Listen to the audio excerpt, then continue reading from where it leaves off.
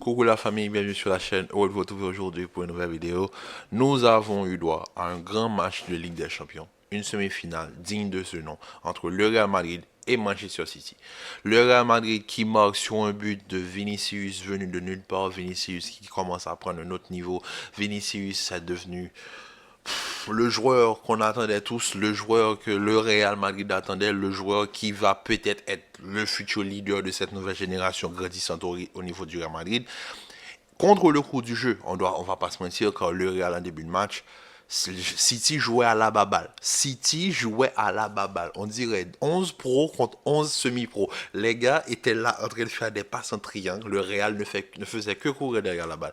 On est d'accord là-dessus. Moi, on m'a demandé mon avis par rapport à la première mi-temps du Real Madrid. Avant le but, j'ai dit, c'est ridicule.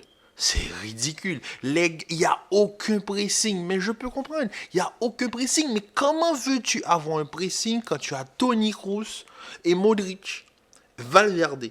C'est-à-dire que tu as seulement Valverde qui peut casser les lignes, qui peut aller mettre un pressing. Effectivement, quand on regarde la composition de départ, je me suis dit, il y a que... Non, la composition de départ, déjà, je m'attendais à ça. Hier encore, je l'ai dit, Tchouaméni n'allait pas être titulaire. Je peux comprendre pourquoi Tchouaméni n'est pas titulaire. Parce que, à ce niveau de la compétition, c'est pas une question de tu apportes plus que l'autre. Non. Là, c'est l'expérience qui va parler. Là, c'est l'expérience. Et cette équipe qui a été alignée, c'est une équipe qui a déjà de la Ligue des Champions dans son compteur. C'est une équipe qui a remporté une Ligue des Champions l'année dernière. Donc déjà, ils ont cette expérience en plus face à cette équipe de City. Ils se connaissent maintenant. C'est pas une équipe du Real Madrid qui a pris City au match aller et voilà, City, voilà, c'est un 4-3 avec City qui aurait pu marquer même 10 buts dans le match. Là, on a eu un City qui vient, qui impose son rythme, le rythme qu'ils ont imposé comme face à Arsenal, avec un double pivot, Rodri et Gundogan. Gundogan qui jouait un petit peu plus bas au début de la première mi-temps. On voyait que City faisait rouler le ballon, il jouait à la baballe et c'était du beau football. Face à un Real où tu vois un Modric qui est pris dans ce triangle et les passes s'enchaînent et se ressemblent, on voyait un Real en première mi-temps, avant la première demi-heure, impossible de dire que ça c'est le Real Madrid. C'était une équipe qui subissait.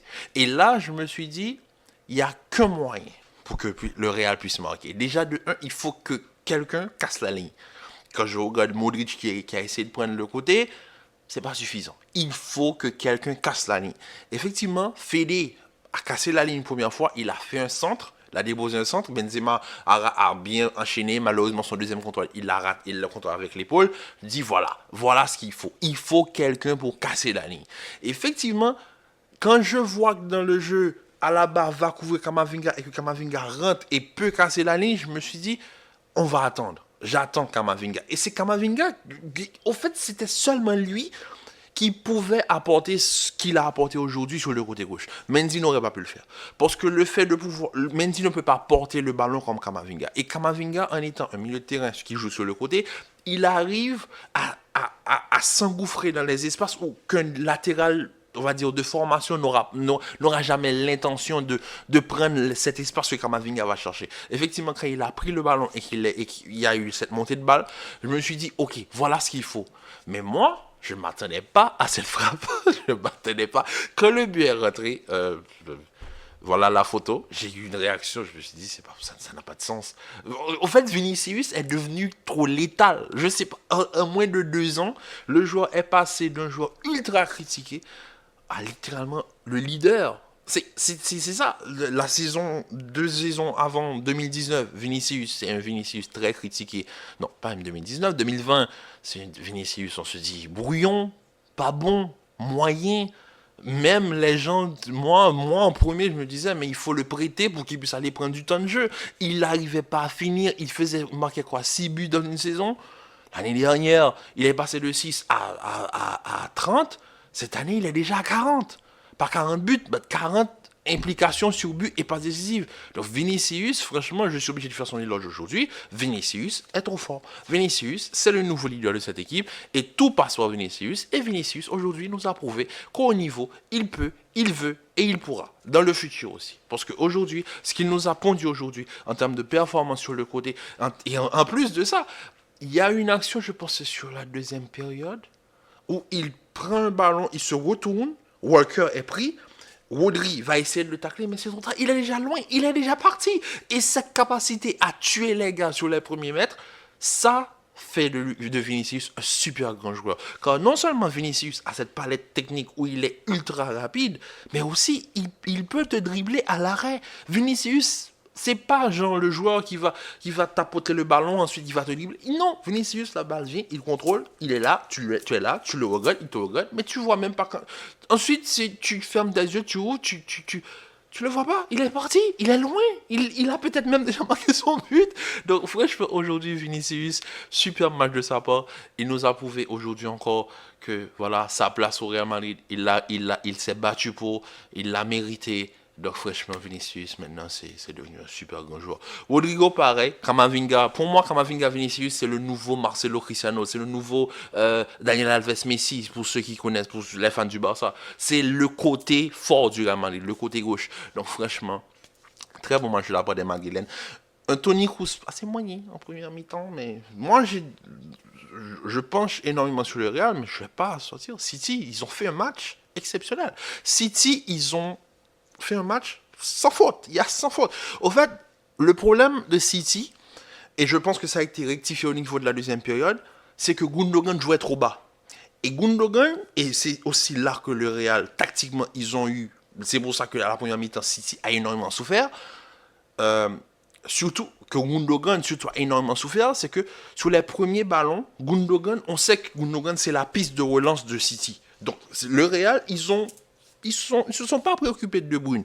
C'est Gundogan. Les fautes étaient commises sur Gundogan parce qu'il fallait empêcher Gundogan il fallait empêcher que Gundogan trouve Kevin. Donc dès que le Real a vu ça, déjà je pense dans l'avant-match, toutes les fautes Carvajal, Toni Kroos qui prend un carton jaune en deuxième période, une faute grossière en première période sur Gundogan, voilà quoi. Il fallait empêcher que Gundogan monte trop avec la balle. Effectivement, qu'est-ce qui s'est passé en deuxième période? Gundogan est monté d'un cran et c'est effectivement pour cela que sur le but de De Bruyne, que Rodri arrive à récupérer la balle et qu'on retrouve Gundogan un petit peu plus haut comme on a l'habitude de le trouver dans la surface de réparation. Et c'est effectivement pour ça que le but, voilà, Kevin, on connaît tous la petite gaga Kevin et Thibaut. Mais là, Kevin, il a mis sa vie dans la frappe, quoi. Le gars, il a mis ça c'est même pas un missile, ça c'est une mine.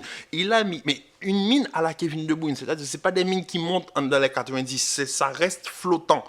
Écoute, Thibaut ne peut rien faire parce qu'on connaît tous Kevin De Bruyne. Dès que Kevin enclenche cette frappe du doigt, c'est quasiment but à chaque fois. Donc, en tout cas, aujourd'hui, comme je veux dire, je m'attendais à du spectacle.